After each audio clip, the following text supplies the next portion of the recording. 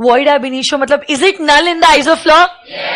कानून के हिसाब से अंकल और बच्चे के बीच में जो कॉन्ट्रैक्ट हुआ है वो दिखाई नहीं दे रहा है, वो नल है, वो void ab। तो आप अपने नहीं, कानून के आंखों से देखो। कानून के हिसाब से अंकल ने 1000 रुपए बच्चे को दिए ही नहीं है, और अगर अंकल ने 1000 रुपए बच्चे को दिए ही नहीं है, क्या बच्चे को साइकिल अंकल को देने की जरूरत है? नहीं। तो बच्चे ने लीगली साइकिल ना भी दी तो भी चलेगा, and uncle can take no action against this बालक because any contract entered with a minor is void ab। तो अब आप कहोगे मैम ये तो बड़ा ही गलत हुआ। तो ये देखो, according to the Indian contract act, सुनो ना मेरी बात, any contract entered with a minor is void ab initio, but according to the principles of natural justice, principles of natural justice, no one can enrich himself at the cost of another. No one can enrich himself at the cost of another. किसी और के नुकसान पे मैं अपना फायदा नहीं कर सकती।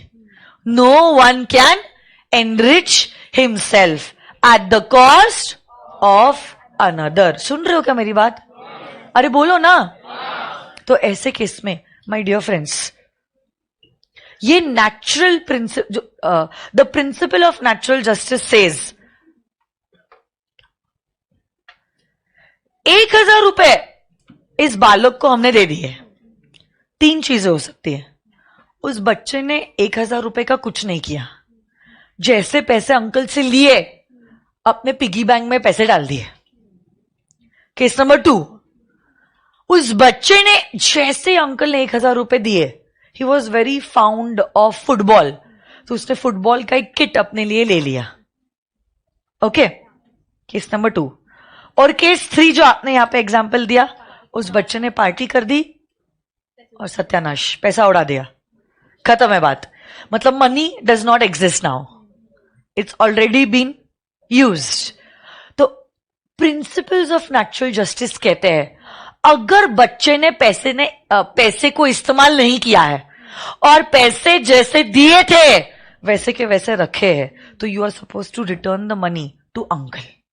आप साइकिल नहीं दे रहे हो ना, आप पैसे भी नहीं रख सकते हो।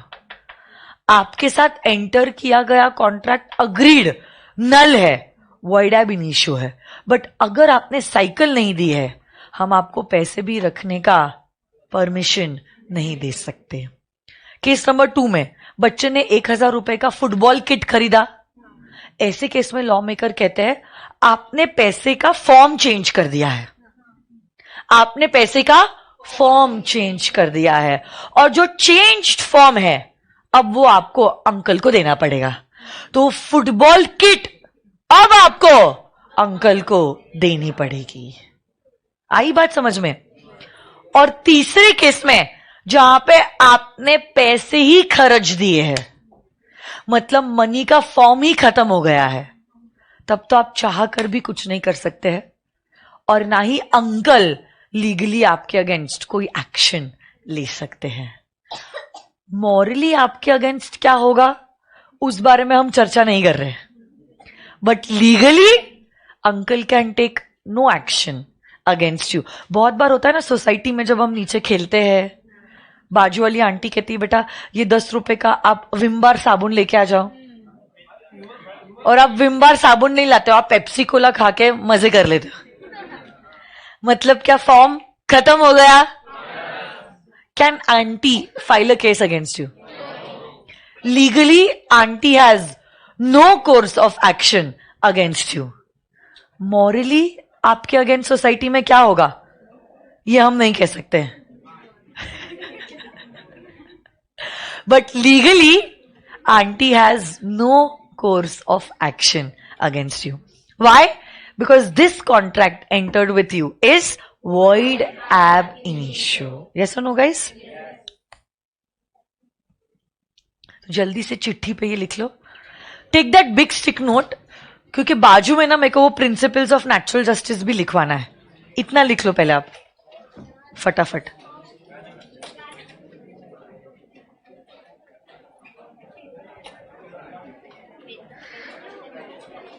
वर्चुअल बच्चे पूछ रहे मैम क्या वो आंटी पापा के अगेंस्ट केस फाइल कर सकती है?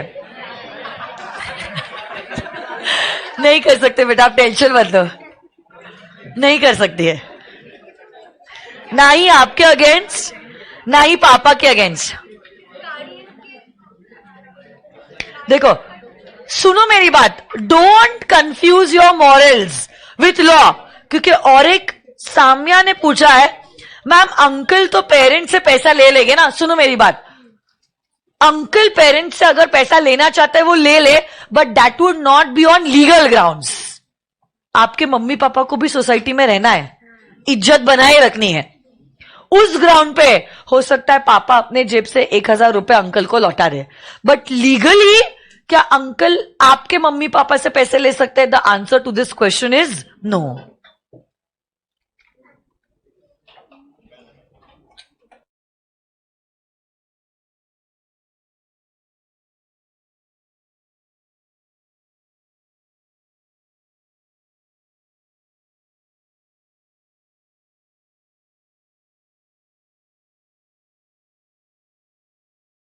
हुआ?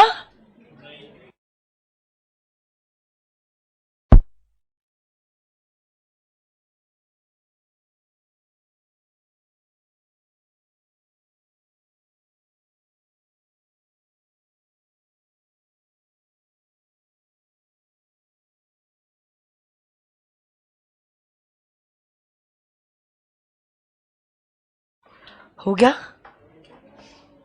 अंकल और माइनर का एग्जाम्पल हुआ? चलो लिखो, according to the principles of nature.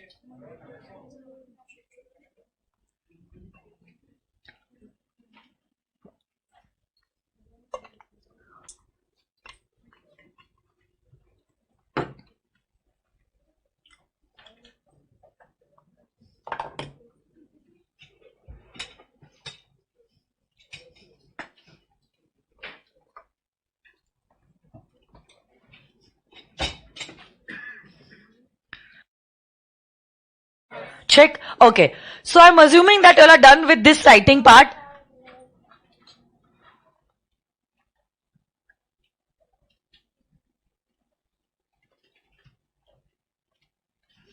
लिखो, according to the principles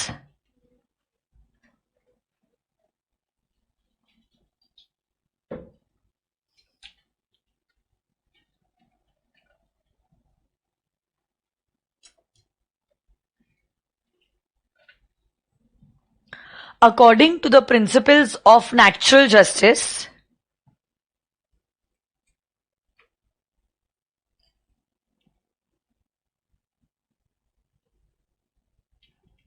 no person can enrich himself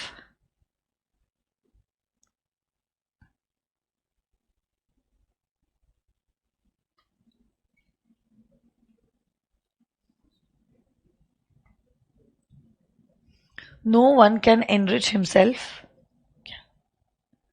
at the cost of another.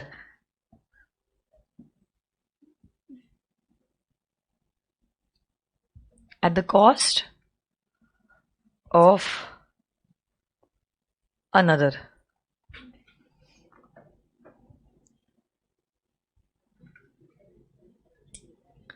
उसके 3 बच्चे बनाओ ना। तो मैंने आपको बोला था ना बिग स्टिक नोट लो।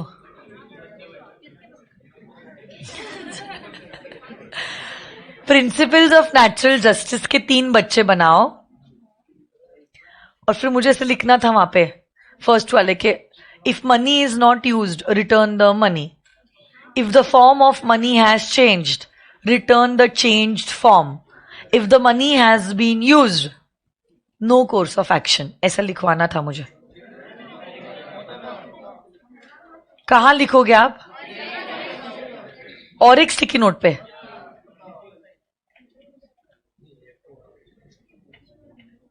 आज नहीं होगा सब कुछ। ओके, क्या लिखा है आपने? सिर्फ 3 पॉइंट्स बनाए। पहले पॉइंट में लिखो, if the money is not used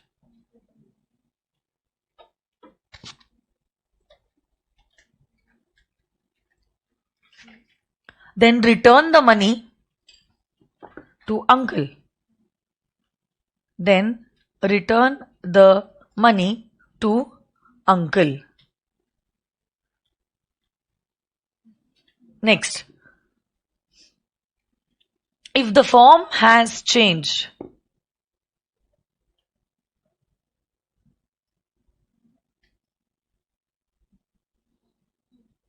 if the form has changed, then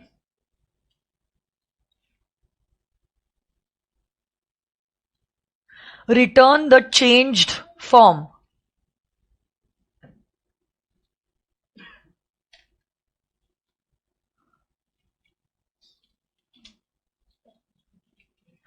Return the changed form. और तीसरे पॉइंट में लिखो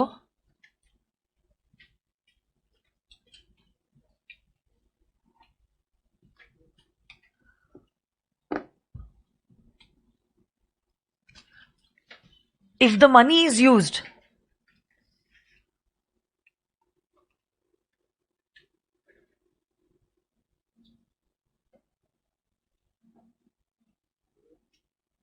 if the money is used, then no action can be taken. No legal action can be taken. ऐसे लिखो. What?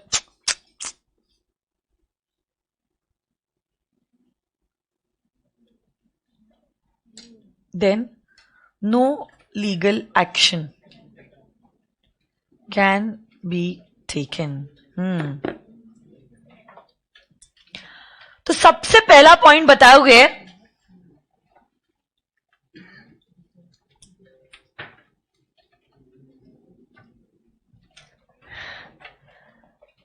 any contract entered with a minor is void ab initio. It's nullity in the eyes of law. But सुनो ना मेरी बात, point 3 पे आ जाओ directly. Point 3, but ऐसा कोई कॉन्ट्रैक्ट जो आपने एंटर किया है जहां पे minor is the beneficiary, then the contract is a valid contract. आपने ऐसा कोई कॉन्ट्रैक्ट एंटर किया है जहां पे माइनर क्या है, बेनिफिशियरी है, तो ऐसा contract is a valid contract. ऐसा contract is a valid contract. So a minor can be a beneficiary to a contract. जैसे कि मैं आपको एक सिंपल एग्जाम्पल बताती हूं. मैंने आपके फेवर में एक चेक बनाया. सारे एग्जाम्पल्स काल्पनिक है, वास्तविक जीवन से इनका कोई भी लेना देना नहीं है. Okay, so I issued a cheque in your favour. You are still a minor, बालक हो आप, ठीक है, बट फिर भी आप क्या चेक का पैसा क्लेम कर सकते हो? आप तो माइनर हो. Any contract entered with you is null, void ab initio. भले ही आपने कॉन्ट्रैक्ट एंटर किया है, बट फिर भी इस कॉन्ट्रैक्ट के द्वारा क्या आपको मिल रहे हैं the benefits of the contract, and hence it will be considered that such a contract entered is a so a minor can be a beneficiary to a contract. उसमें ही आपने एक पॉइंट देखा होगा पार्टनरशिप का, और एक एक्चुअली पॉइंट वहां पे ऐड किया गया है, तो मैं ये आपको बाद में ही समझाऊंगी. सिर्फ इतना याद रखना, any contract general rule entered with a minor is void ab initio. But अगर ये कॉन्ट्रैक्ट के द्वारा माइनर को बेनिफिट मिल रहा है, then such a contract entered will be a valid contract. Minor beneficiary रहा तो चलेगा, वो लायबल नहीं होना चाहिए. तो अगर मैं जियाना के नाम पे हर साल सुकन्या समृद्धि योजना में इन्वेस्ट करती हूं, तो अब बताइए ये कॉन्ट्रैक्ट के द्वारा क्या वो बेनिफिशियरी है? Is this contract a valid contract? क्योंकि यही कॉन्ट्रैक्ट के द्वारा she is only getting the benefits, she is not liable for anything. So such a contract would be a valid contract. Yes or no, guys? Yes. Example, point number 2 पे आ जाओ. Point number 2. No ratification after attaining majority. Ratification ये शब्द कभी आपने पहले सुना है? हाँ, कंपनीज एक्ट में तो हो गया आपका. रैटिफाई करना मतलब क्या? सब्सिक्वेंट अप्रूवल देना. जिनका कंपनीज एक्ट नहीं हुआ है, I just explain it one more time. पहले आप लोग लिख लो रैटिफिकेशन का मतलब. लिखो तो. सब्सिक्वेंट अप्रूवल देना. Ratification means to give subsequent approval.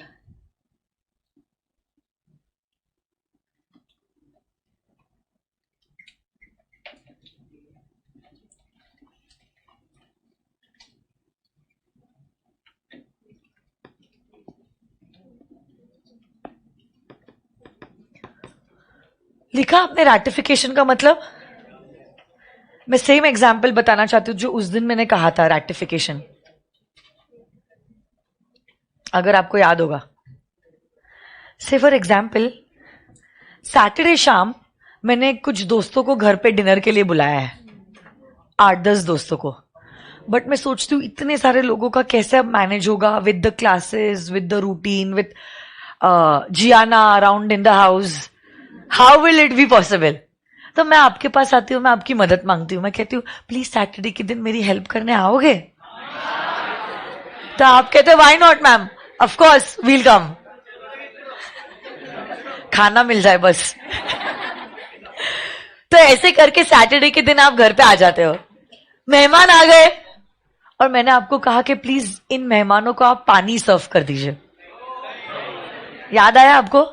Example के याद नहीं आया? अब आप ग्लासेस से भरी ट्रे उठा तो देते हो, बट जब आप बाहर जाने लगते हो अनफॉर्चुनेटली ये ट्रे गिर जाती है और सारे ग्लासेस चूर चूर हो जाते हैं. देखो, आपसे गलती हुई है, गलती. अब या तो आप पूरे मेस को क्लियर करो और एक नया सेट ग्लासेस का लाओ और आपकी गलती को आप सुधार दो. देखो, गलती को सुधारना उसको कहते हैं रेक्टिफिकेशन. अकाउंट्स में पढ़ा होगा, रेक्टिफिकेशन ऑफ मिस्टेक्स. हाँ, ऑफ एरर्स. ठीक है, एरर मतलब ही मिस्टेक. तो जब आप अपनी गलती सुधारते हो उसको कहते हैं रेक्टिफिकेशन ऑफ मिस्टेक. मैं रेक्टिफिकेशन की बात नहीं कर रही हूं, मैं बात कर रही हूं रैटिफिकेशन की. किसकी बात कर रही हूं?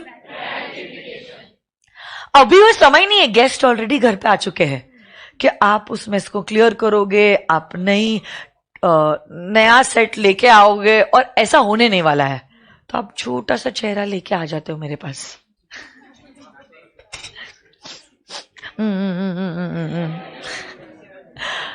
और आप कह रहे हो मैम, ओ मैम, सारे ग्लासेस चूर चूर हो गए हैं. तो अब देखो, जो मैंने सेंटेंस कहा था उसी से हो रहा था रैटिफिकेशन. मैंने कहा कोई बात नहीं बेटा, ग्लासेस ही टूटे हैं ना, दिल थोड़ी ना टूटा है.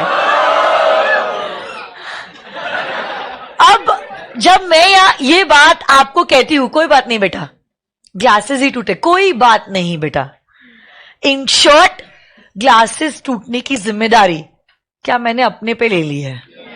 हाँ या ना? आपको ग्लासेस गिरा के तोड़ने का अधिकार दिया नहीं था, वो एक्ट आपने कर लिया. वो एक्ट आपने और एक्ट करने के बाद आप मुझसे अप्रूवल ले रहे हो. तो अगर मैं अप्रूवल देती हूं उसको कहते हैं रैटिफिकेशन.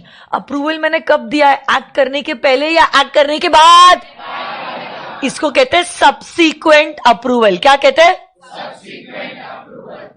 सब्सिक्वेंट अप्रूवल देना is known as ratification. Subsequent approval देना इज नोन एज रैटिफिकेशन. क्या मतलब होता है रैटिफिकेशन का?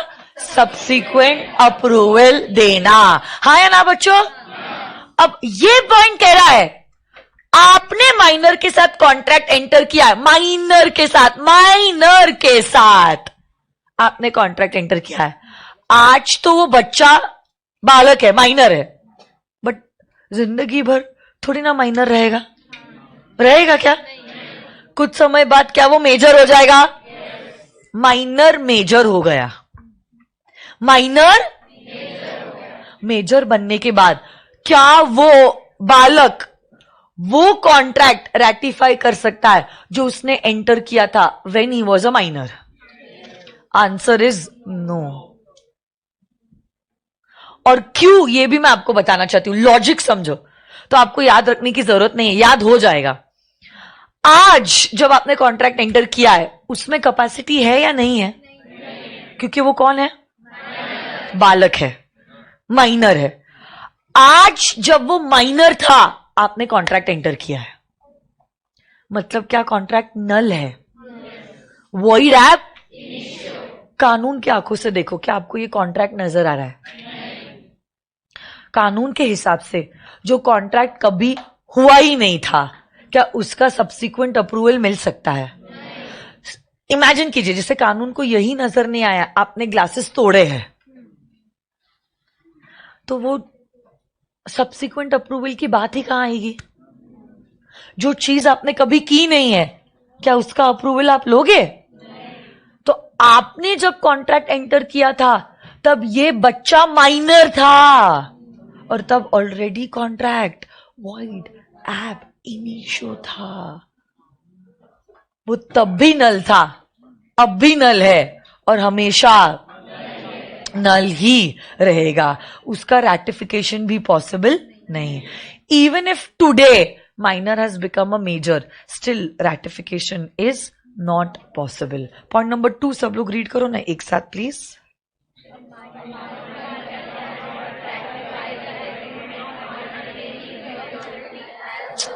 कैसे थकेले जैसे रीड कर रहे हो यार।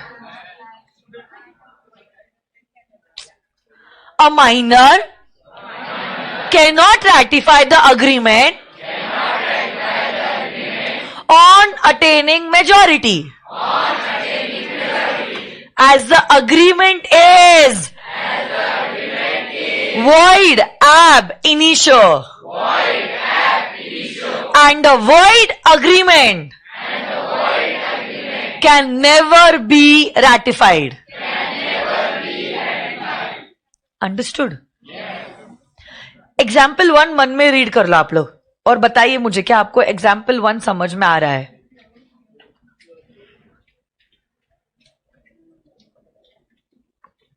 प्रॉमिसरी नोट पता है आपको क्या होता है? नहीं, बिल ऑफ एक्सचेंज एक another kind of negotiable instrument है। Promissory note is also negotiable instrument, but not like a bill of exchange.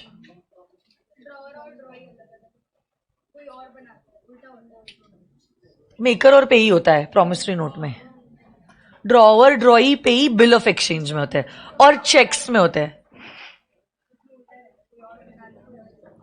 कहां पे? बिल ऑफ एक्सचेंज में। और प्रॉमिसरी नोट में नहीं पता है आपको? प्रॉमिसरी नोट नहीं, बट ये सिखाएगी नहीं, ये तो आपको पता होना चाहिए बेटा।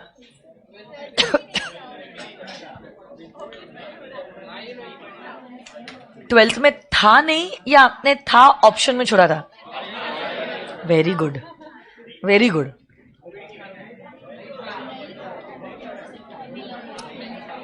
क्या हो रहा है यार?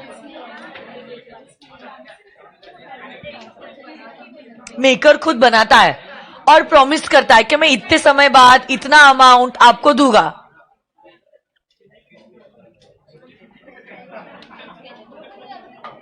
नाम में लिखा है।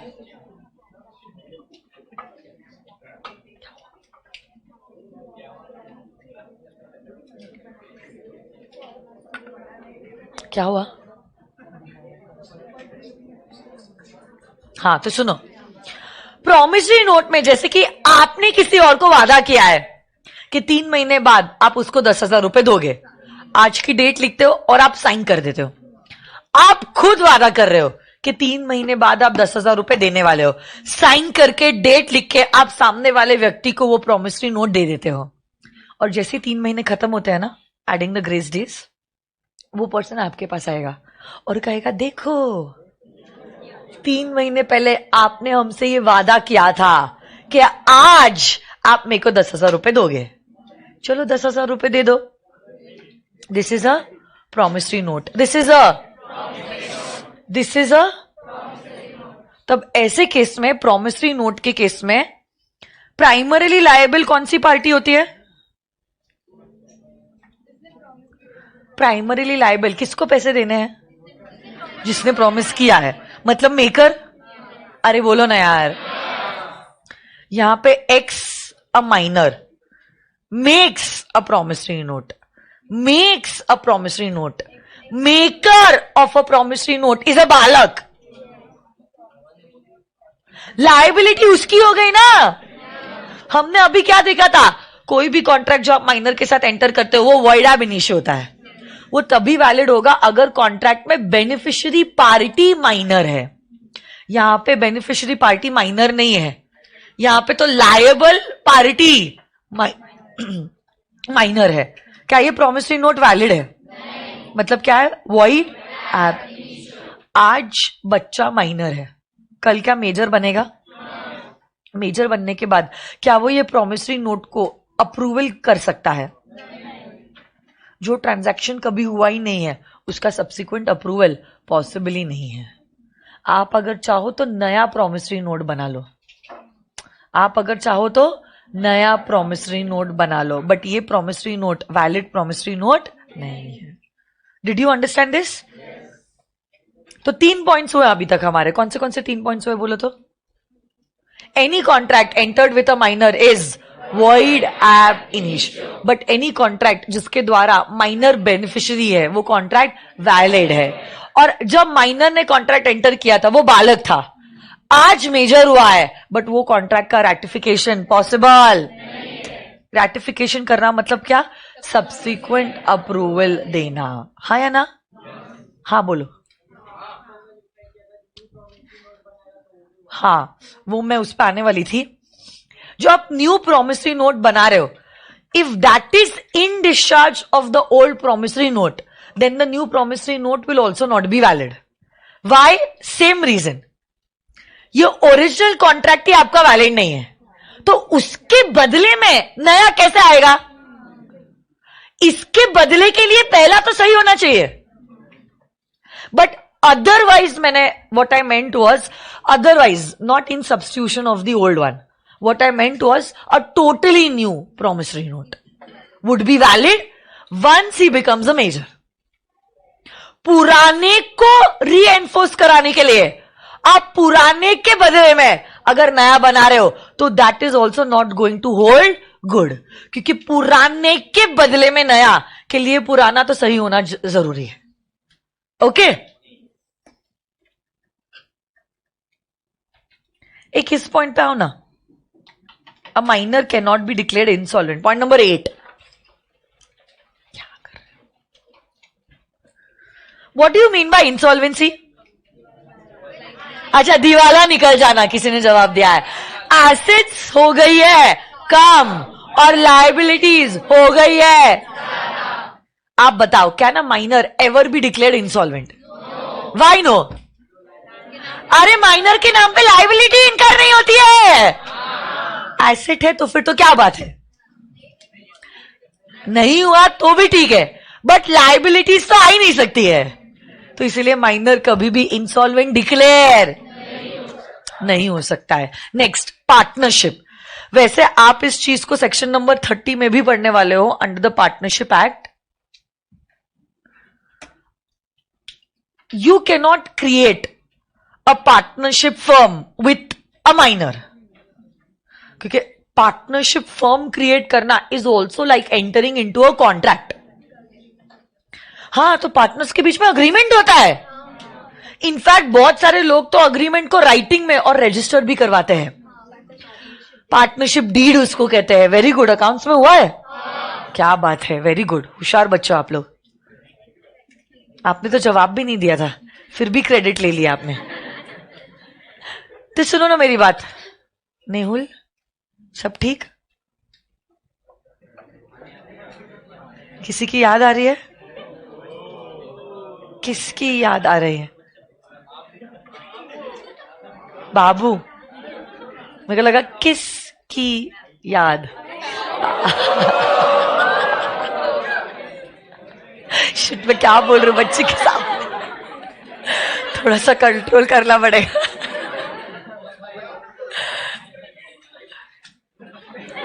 घर पे बैंड बजेगी मेरी। ठीक है, कोई बात नहीं।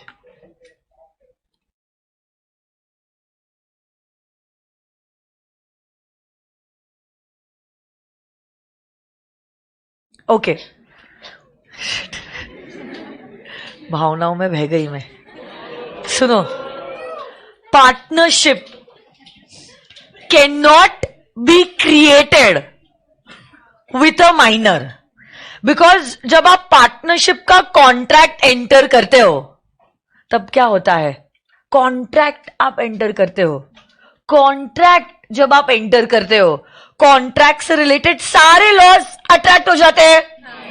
और कॉन्ट्रैक्ट से रिलेटेड सारे लॉज, सबसे पहला पॉइंट तो कहता है all these partners should have the capacity to enter into a contract. इसीलिए माइनर के साथ आप पार्टनरशिप क्रिएट नहीं कर सकते हो। अगर आपको पार्टनरशिप क्रिएट करना है, major sound mind and not disqualified by law. But देखो, से ए, बी और सी तीन लोगों ने मिलकर पार्टनरशिप बना लिया। अब मिस्टर डी इज अ बालक, बालक मतलब माइनर। एग्जिस्टिंग फर्म में आप माइनर को पार्टनर की तरह इंट्रोड्यूस कर सकते हो। Are you listening? यहां का सेक्शन हो ना साथ में। एग्जिस्टिंग फर्म में आप क्या कर सकते हो? माइनर को इंट्रोड्यूस कर सकते हो एज अ पार्टनर। और अगर आपने माइनर को पार्टनर की तरह इंट्रोड्यूस किया है, it will only be for the benefits, it will only be for the, he will not be liable for any losses because a minor can only be a beneficiary party. He cannot be liable on any contract. तो देखो, दो पहलू है इसमें, दो पहलू। That because a minor is not capacitated to enter into a contract, you cannot create a partnership firm with a minor. You cannot create a partnership firm with a minor. But अगर firm already बन चुकी है, उसमें क्या आप minor को introduce कर सकते हो? बट ये माइनर सिर्फ प्रॉफिट का हिस्सा लेगा और लॉसेस और लायबिलिटीज उसको इनकर करने की जरूरत नहीं। क्योंकि आप लोग जानते हो पार्टनर्स की लायबिलिटी अनलिमिटेड होती है, बट इस बालक को डरने की जरूरत नहीं। अ minor can never be held personally liable. He can only take the advantages of a contract. He can only be a beneficiary to the contract. आई बात समझ में कि नहीं आई बात समझ में? तो बताइए, हमारे 5 से 6 पॉइंट्स हो गए। Any contract entered with a minor is so it is null in the eyes of law. Can a minor be a beneficiary to a contract? Yes. आज आप माइनर हो, आपने कॉन्ट्रैक्ट एंटर किया है, बट जब आप मेजर हुए हो, उसी कॉन्ट्रैक्ट को क्या आप रेक्टिफाई कर सकते हो? No. तो subsequent approval possible? Can a minor be declared insolvent? और lastly, can you create a partnership with a minor? But existing firm में क्या आप माइनर को इंट्रोड्यूस कर सकते हो as a partner only for the profit? Very good. तो हमारे ये 5 पॉइंट्स हो गए। अगले 2 points are really very very very very very important. नहीं क्रेजी हो व्हाट? एक काम कर सकते, फिर ये लोग परफॉर्म करेंगे 5 मिनट और उसके बाद हम आगे के 3-4 पॉइंट्स करेंगे। So we can do that. बेटा आ जाइए आप। कॉर्ड देना ना। अमर कौन है? सूरज।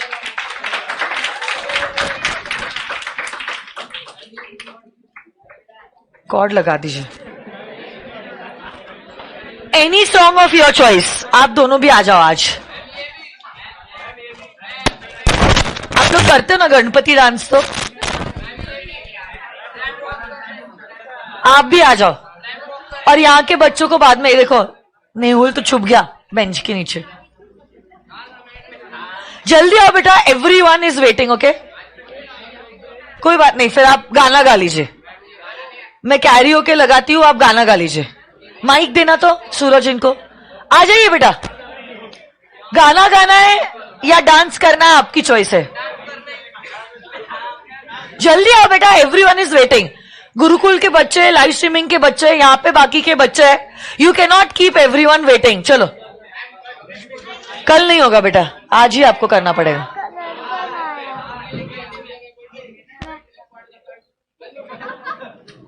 ओके, हाँ, आपको करना है।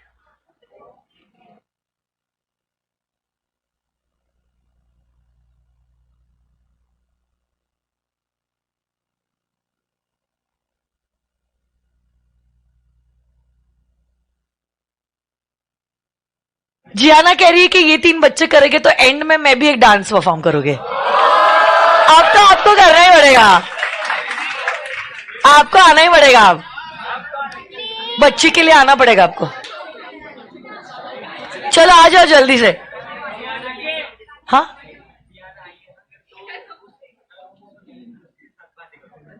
कुछ नहीं, भाग। चलो आ जल्दी, जल्दी है, सब लोग रुके, कमान यार, चलो जल्दी बेटा, लेट हो रहा है यार सबको। कल डांस करोगे आप लोग?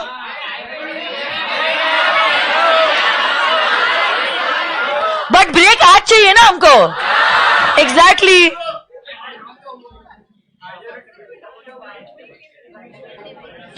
जो चॉइस का आपको चाहिए वो गाना लगाती हूं मैं। Telugu, Marathi, Hindi, Punjabi, Bhojpuri, English song is also okay. Zingaat लगाओ, जिंगाट। जिंगाट पे तो कोई भी डांस कर लेगा यार। कमाल। हेलो हेलो कम कर, हेलो छोड़ रहने दे, हेलो हेलो बेचारे इतनी मेहनत कर रहे हैं ये लोग भी। Hello hello.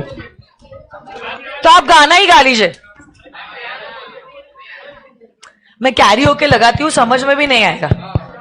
आ जाओ जल्दी से, तीनों मिलके ना, एक ही माइक है, 3 माइक है भी नहीं मेरे पास। आ जाओ चलो,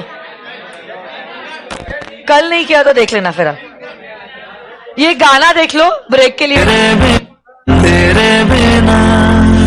काय वाटतं एकत्र असं बघून? खूप छान दिवस होते ते. माहित नाही मला कोणीतरी विष घालवलं किंवा नजर लागली. परत येऊ नाही शकत. कॉटन किंग प्रस्तुत गुप्त तिथे गुप्ते हर रविवार अच्छा, मेरा ये लॉग आउट हो गया, मेरा झी प्रीमियम मराठीवर. प्रीमियम।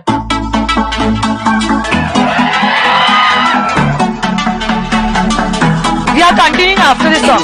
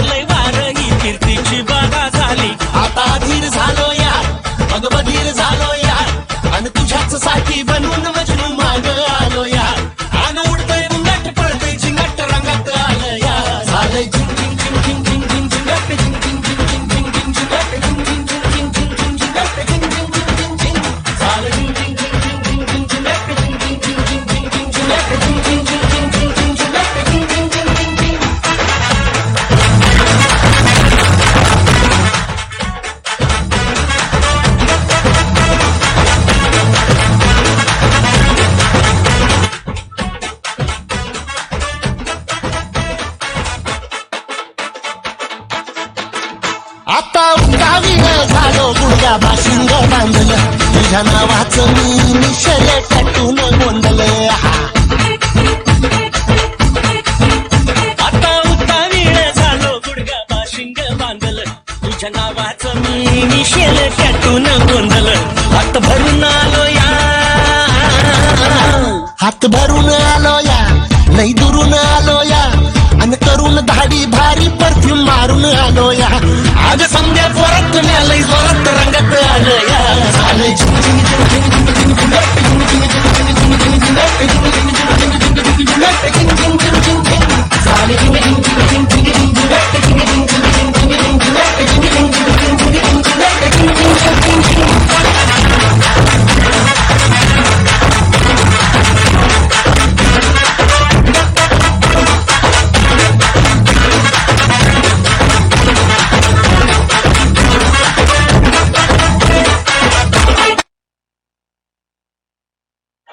ओके चलो लेट्स कंटिन्यू एंड में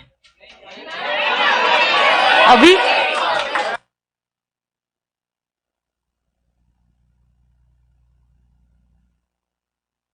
ओके चलो लेट्स कंटिन्यू देन व्हाट अरे अरे अरे चलो नहीं अभी एक मिनट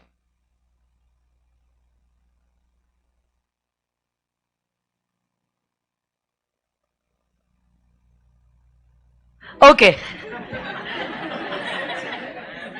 सुनो ना इधर आ जाओ point number 4 a minor can always plead his minority ये पॉइंट क्या कह रहा है माइनर ने अपने आप को फ्रॉड्यूलेंटली मिस रिप्रेजेंट किया एज अ मेजर अब देखो ना ये माइनर बड़ा ही शैतान था अब देखो यहां पे हुआ क्या है सुनो ना ये माइनर है कौन है ये बालक है ये बट इसने अंकल को अपने आप को फ्रॉड्यूलेंटली रिप्रेजेंट किया as if he is a major तो उसने अंकल को बताया कि अंकल मैं तो मेजर हूं and I have the capacity to enter into a contract so he fraudulently represented himself as a major उसको पता था कि वो माइनर है फिर भी उसने झूठ बोला है मतलब क्या ये फ्रॉड है he fraudulently misrepresented himself as a major और वही साइकिल बेचने की बात थी अंकल ने विश्वास कर लिया कि ये बच्चा बच्चा नहीं है ये मेजर है हो गया होगा ये 18 का अभी कुछ दिन पहले ऐसे करके अंकल ने 1000 रुपए दे दिए और ये बच्चा कहता है मैं साइकिल आपको अगली सुबह लौटाऊंगा अगली सुबह जैसे ही अंकल घर पहुंचे साइकिल लेने के लिए तो बड़ा ही शैतान बच्चा है बोलने लग गया अंकल मैं तो बालक हूं and any contract entered with me is void ab initio अब सवाल ये उठता है ये जो बच्चा है जिसने अपने आप को मेजर रिप्रेजेंट किया है क्या इस बच्चे को अंकल को साइकिल देनी पड़ेगी अभी भी लॉ मेकर कहते हैं नहीं so the law makers have always tried to protect the minor बच्चे मन के सच्चे ठीक है हाँ एक्सेप्ट फॉर दिस शैतान बट फिर भी लॉ मेकर ने क्या किया है माइनर को प्रोटेक्ट करने की कोशिश की है और यही कहा है कि माइनर को ये समझ में नहीं आता है कि क्या सही है क्या गलत है क्या गुड है और क्या बैड है और अभी भी माइनर ये कॉन्ट्रैक्ट को अवॉइड कर सकता है माइनर ये कॉन्ट्रैक्ट को अवॉइड मतलब माइनर को साइकिल बेचने की जरूरत नहीं है प्रिंसिपल ऑफ नेचुरल जस्टिस यहां पे भी अप्लाई करेगा मतलब अगर पैसे लिए और आप साइकिल नहीं दे रहे हो पैसे लौटा दो पैसे के बदले में कुछ और सामान खरीदा है सामान दे दो पार्टी वार्टी कर दी है तो कहानी खत्म अब कुछ नहीं हो सकता है लीगली कुछ नहीं हो सकता है ये सुनो guys so a minor can okay always plead his minority के अंकल मैं बच्चा हूं अभी भी ओके और मेरे साथ एंटर किया गया कॉन्ट्रैक्ट वैलिड नहीं है it is void ab initio so देखो a minor can plead the minority a minor can plead the minority even when he has falsely misrepresented himself as a major, even when he has falsely represented himself as a major. वहां पे कुछ तो लिखा है rule of estoppel can not be applied against a minor. Estoppel मतलब समझता है आपको? Rule of estoppel is the rule of evidence. सुन लो आप, मैं बाद में लिखवा दूंगी एस्टॉपल का मतलब। सुनो ना, rule of estoppel is nothing but it is the rule of evidence, जिसका ये मतलब होता है अगर कोई पार्टी ने कुछ क्लेम किया है कि वो है, मतलब यहां पे जैसे माइनर ने ये क्लेम किया है कि वो मेजर है। अगर कोई व्यक्ति है जो क्लेम कर रहा है कि मैं मेजर हूं, कल जाके अगर वो माइनर भी होगा ना, लॉ मेकर उसको मेजर मानेंगे और उसके हिसाब से कॉन्सिक्वेंसेस होंगे। बट जहां तक माइनर की बात है, लॉ मेकर कहते हैं ये एस्टॉपल का रूल अप्लाई नहीं करता है। इन शॉर्ट, माइनर ने भले ही अपने आप को मेजर रिप्रेजेंट किया होगा, एस्टॉपल का रूल अप्लाई नहीं करेगा। उसने कहा होगा कि मैं मेजर हूं और मेरे पास पावर है कॉन्ट्रैक्ट एंटर करने का, जबकि ये बात सच है कि गलत है? फिर भी वो अपनी कही गई बातों से बाद में मुकर सकता है। एस्टॉपल का रूल अलाउ नहीं करता है। एस्टॉपल का रूल ये कहता है अगर आपने कोई चीज कही है, you will have to stick to that thing, भले ही वो झूठी है। जैसे कि अगर मैं कहती हूं I am a partner with Mukesh Ambani, और मुकेश अंबानी वही थे, he did not say anything, so you believed कि सच में ma'am is a partner with Mukesh Ambani. Reality में I was not a partner in their firm, but आपने तो बिलीव कर दिया ना कि मैं मुकेश अंबानी की पार्टनर हूं, क्योंकि तब उन्होंने कुछ नहीं बोला कि मैम कुछ भी बोल रही है। उन्होंने तो कुछ नहीं बोला, जिसकी वजह से आपको ये बिलीव हो गया कि मैं जो कह रही हूं वो सच है। और मेरी कही गई बातों को सच समझ के आपने कुछ गुड सप्लाई कर दिए which you actually wanted to supply to Reliance. समझ रहे हो आप? सवाल ये उठता है क्या रिलायंस को पेमेंट देना पड़ेगा? Yes, because it will be treated as if I am a partner in their firm, और आपने मेरे साथ कॉन्ट्रैक्ट एंटर किया है। इन शॉर्ट, रिलायंस ने आपके साथ कॉन्ट्रैक्ट एंटर किया है और मैंने लिए गए गुड्स के लिए ये फर्म पेमेंट देने के लिए लायबल हो जाएगा। मतलब मेरी कही कई बातों से अब मैं पीछे नहीं हट सकती, और अगर मैं पीछे हट रही हूं, कानून मुझे रोकेगा, स्टॉप करेगा, स्टॉप करेगा। Rule of estoppel. अब मैं कही गई बातों से पीछे नहीं हट सकती, मुझे वो फैक्ट एक्सेप्ट करना ही पड़ेगा जो मैंने पीछे कहा था। और अगर मैं पीछे हटने की कोशिश कर रही हूं तो कानून मुझे स्टॉप कर देगा। This is the rule of estoppel. Rule of estoppel minor के लिए एप्लीकेबल नहीं है। तो देखो ना, इस बालक ने अपने आप को मेजर रिप्रेजेंट किया था, बट रियलिटी में वो मेजर, वो तो क्या है? बट एस्टॉपल का रूल इस केस में एप्लीकेबल। और अगर एस्टॉपल का रूल एप्लीकेबल नहीं है, मतलब क्या हमने माइनर का साइड लिया है? अरे बोलो ना, हमने माइनर का साइड लिया है। वही इस पीपीटी में भी लिखा है, ये देखो। Uncle wants to apply the rule of estoppel against the minor. Can it be done? It cannot be done. ये पीपीटी लिख दो फिर रूल ऑफ एस्टॉपल में नीचे।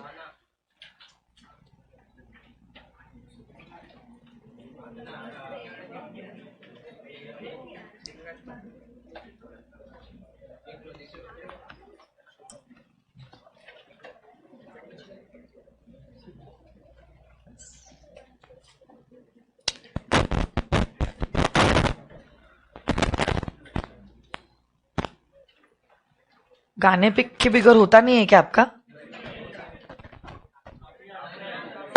कौन सा गाना लगाओ? Jiana, any song you want to listen to? आप बोलो, आपके चॉइस का गाना लगाते हो। नहीं, नर्सरी में नहीं है वो अभी।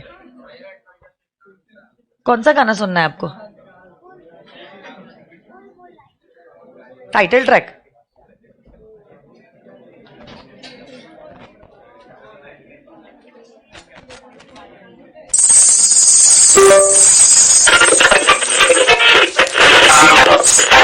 मेरे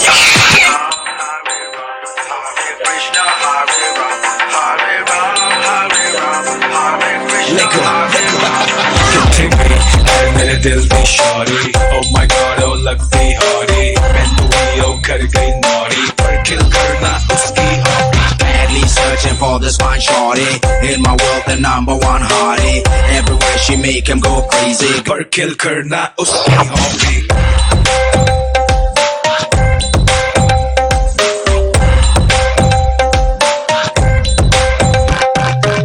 तेरी आंखें भूल भुलैया, बातें हैं भूल भुलैया। तेरी आंखें भूल भुलैया, बातें हैं भूल भुलैया। तेरे सपनों की गलियों में you keep driving me so crazy। मैं तू रहती है, बेटा भी कहती है। I keep praying all day।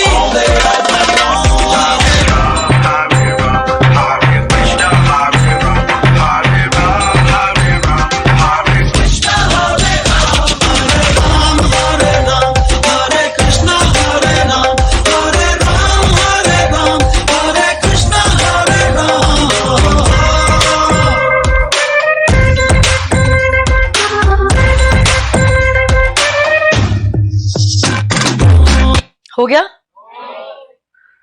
आपको ड्राइंग नहीं करना है, सिर्फ लिखना है minor fraudulently represented as major. Uncle wants to apply the rule of estoppel. ओए मैडम,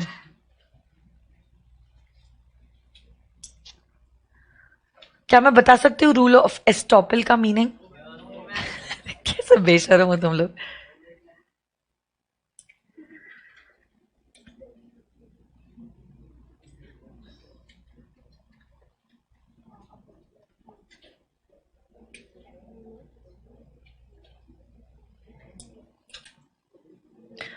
ओके लिखो,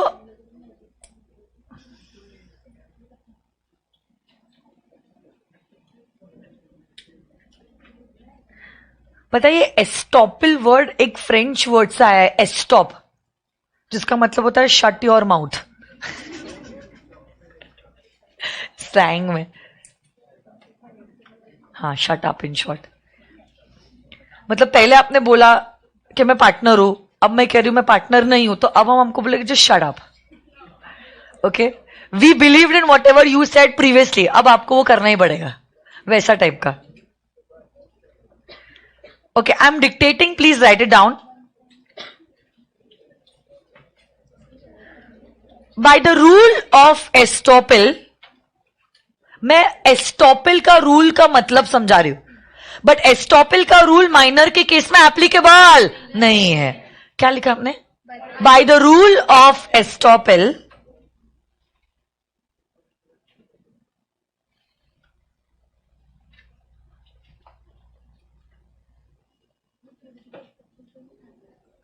by the rule of estoppel, a party will be prevented, a party will be prevented from contradicting मतलब समझता है क्या? कॉन्ट्रवीन कर मतलब कहना कुछ और करना और कुछ, इज लाइक कॉन्ट्रडिक्टिंग। हाँ, कॉन्ट्रास्टिंग। मेरे को याद नहीं मैंने क्या बोला। By the rule of estoppel, a party will be prevented from contradicting his previous representation. His previous representation. Girls don't talk, पीछे भी मैंने आपको बोला था आज के सेशन में। प्रीवियस रिप्रेजेंटेशन, रिप्रेजेंटेशन मतलब कुछ स्टेटमेंट्स कहना इज अ रिप्रेजेंटेशन। प्रीवियस मतलब पहले आपने कुछ स्टेटमेंट्स बोले थे, अब उन कहे गए स्टेटमेंट से आप पीछे नहीं हट सकते, अब आपको वही करना पड़ेगा जो आपने प्रीवियसली बोला है ना। बस एक लास्ट पॉइंट एंड देन झाला।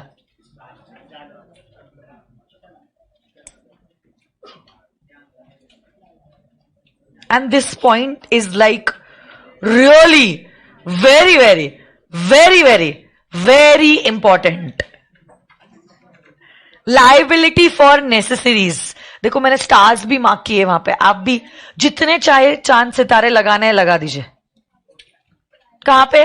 Point number 5।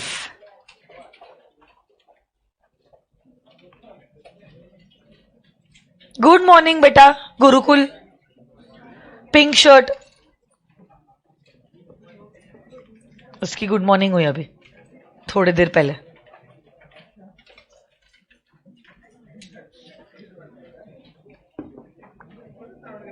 Okay,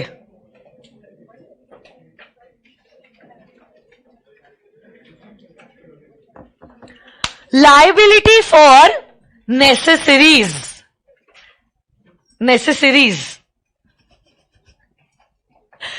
Okay, necessaries is a very broad word which includes food, shelter, clothing. Food, shelter, clothing ये तो आता ही है, बट फूड, शेल्टर, क्लोथिंग के साथ साथ आपका मेडिकल का खर्चा, एजुकेशन का खर्चा से अनफॉर्चुनेटली घर पे किसी बच्चे के पेरेंट्स की डेथ हो जाती है जो बच्चे का ख्याल रख रहे थे, तो पेरेंट्स के सीरीज में आता है। देखो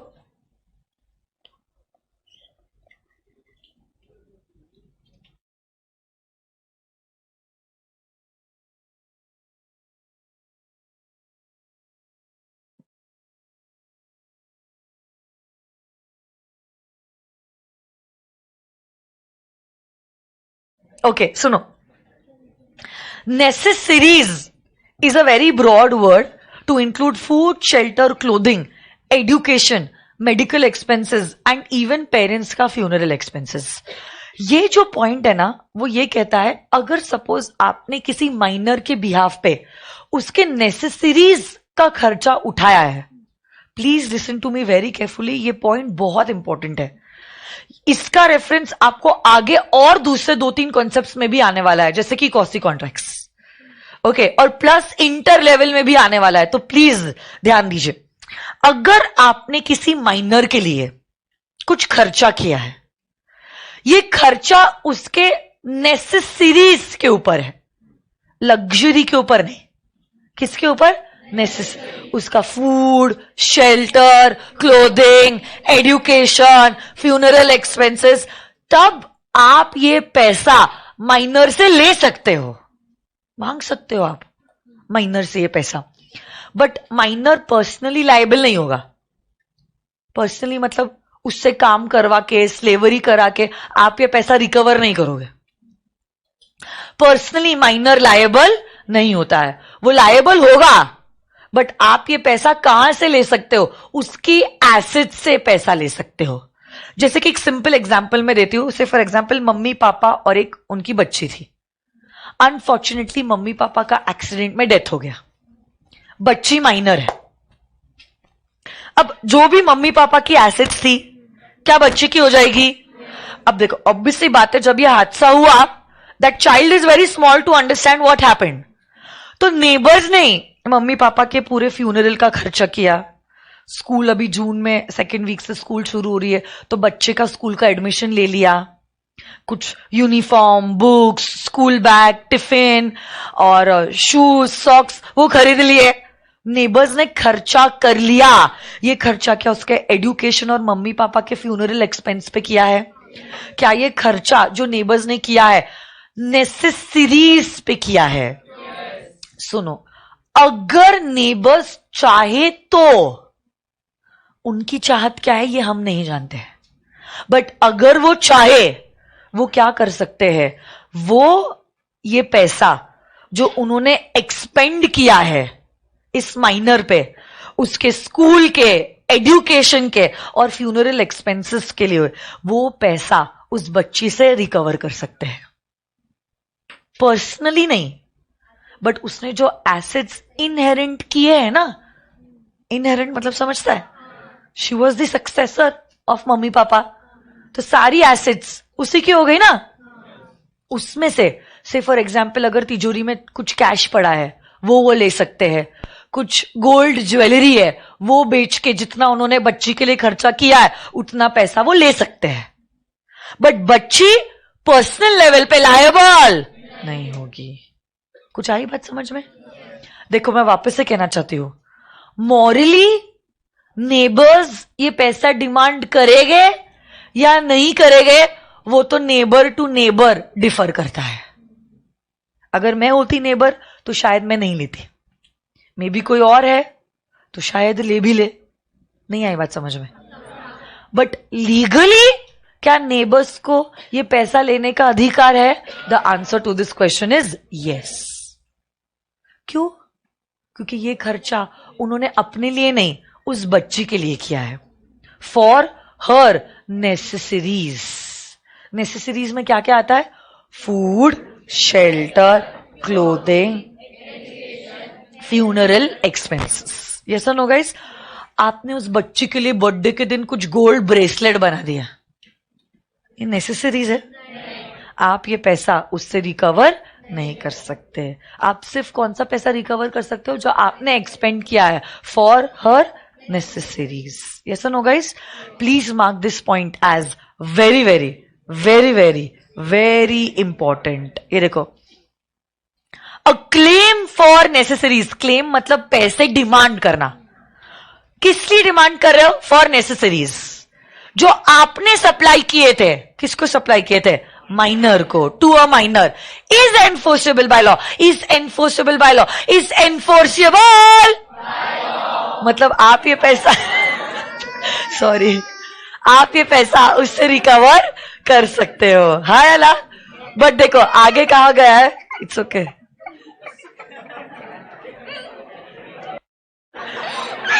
मैं क्लास में ऐसे पढ़ाती हूँ बेटा। देख, घर पे मैं बड़ी नॉर्मल रहती हूँ, चिल्लाने का काम जो है वो सर के कोटे पे रहता है तो इसको हैबिट नहीं है। चल कोई बात नहीं, चल।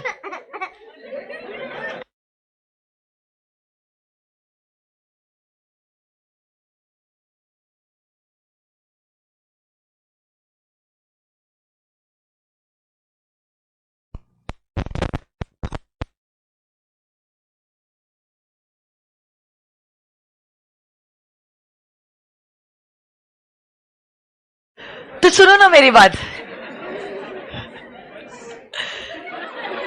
देर is no personal liability, there is no personal liability of the minor. आप माइनर से पर्सनल लेवल पे कुछ भी रिकवर नहीं कर सकते, but only his property is liable. चलो एक सवाल है मुझे, सपोज आपने जो माइनर पे खर्चा किया था वो 50,000 रुपए था, बट माइनर के पास 20,000 की प्रॉपर्टी थी, तो क्या होगा फिर? बताओ ना।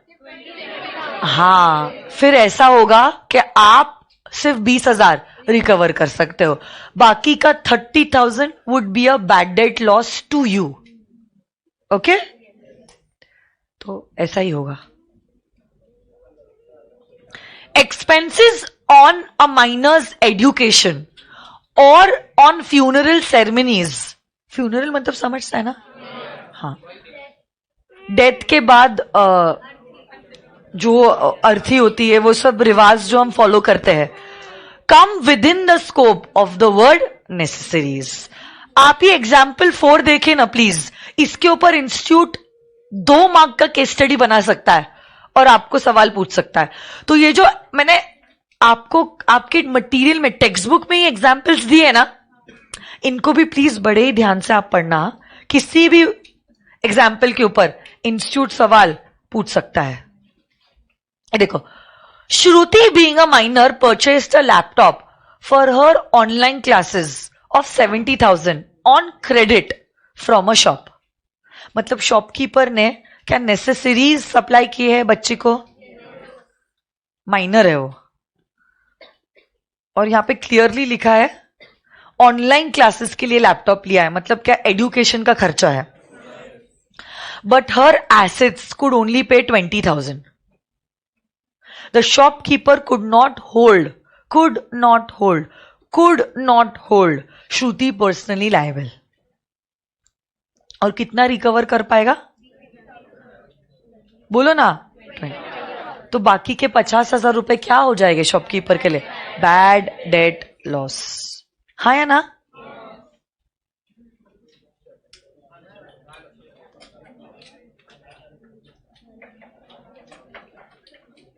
ओके, एक बार रिवाइज करते हैं एंड देन झालं। नहीं, रिवाइज नहीं करोगे तो आपको कॉन्फिडेंस नहीं आएगा। कितने हार्डली 7 पॉइंट्स तो किए ना हमने, बाकी के 8 पॉइंट्स अब कल हो गए। मैंने आपको बताया था एक एक शब्द को हम गहराई से समझने वाले हैं। कोई भी वैलिड कॉन्ट्रैक्ट एंटर करने के लिए should the parties to the contract have the capacity to enter into a contract. Capacity कब मानी जाएगी? When you are a major, sound mind and not disqualified by law. कब आप मेजर बनते हो? When you are 18 years of, you have completed 18 years of age. Any contract entered with a minor is void ab initio. But अगर ये contract के द्वारा minor को benefit मिल रहे हैं तो तब क्या ये कॉन्ट्रैक्ट एक वैलिड कॉन्ट्रैक्ट होगा? आज जब कॉन्ट्रैक्ट एंटर किया गया है, आप माइनर हो, बट मेजर बनने के बाद क्या उस कॉन्ट्रैक्ट का रैटिफिकेशन हो सकता है?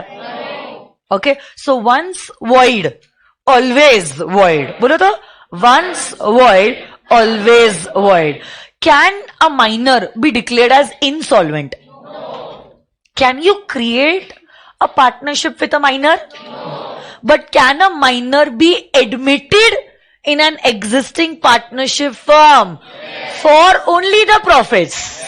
हाँ या ना? उसके साथ साथ हमने ये 2 पॉइंट्स भी किए थे जहां पे माइनर ने अपने आप को फ्रॉड्यूलेंटली मेजर रिप्रेजेंट किया है। फिर भी क्या माइनर अपनी माइनॉरिटी प्लीड कर सकता है? और एस्टॉपल का रूल माइनर को एप्लीकेबल नहीं होगा। और अगर आपने माइनर के नेसेसरीज के ऊपर कुछ खर्चा किया है, food, shelter, clothing, education, funeral expenses, ये खर्चा क्या आप माइनर से ले सकते हो? पर्सनली नहीं ले सकते हो, बट उसके एसेट से ले सकते हो। यस और no guys? So these are all the points that we did today. Thank you so much. See you tomorrow. अच्छा, I think from tomorrow the timings are going to change. I think so. Did anyone inform you? So my session would be pre-lunch. I requested to have my session pre-lunch क्योंकि post-lunch is very difficult for me also, equally difficult for you also. So I have requested for a pre-lunch session for law. How the schedule is of the other faculties, I'll just check. और आज रात तक 10 बजे तक हम आपको revised schedule बता देंगे. Okay? Is that fine with you all? सभी का शेड्यूल बदलने वाला है, even the gurukul kids, even the live streaming kids, everyone. So whatever is the schedule we will let you know on the Telegram group. Virtual बच्चों के लिए Telegram group, और Gurukul kids को आप व्हाट्सएप ग्रुप से इन्फॉर्म कर देना. Okay, bye bye. कर